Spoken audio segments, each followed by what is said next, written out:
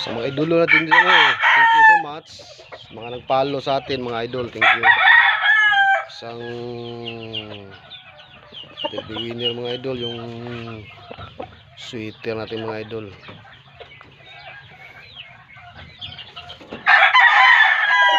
Na 8 years na, mga idol. Ito yung nagawa kong broadcast ngayon dito.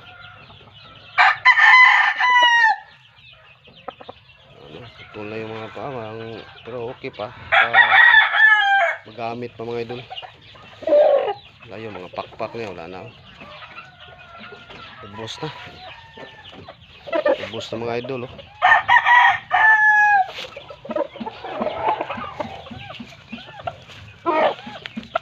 Dami ng pinagdaanan, mga idol.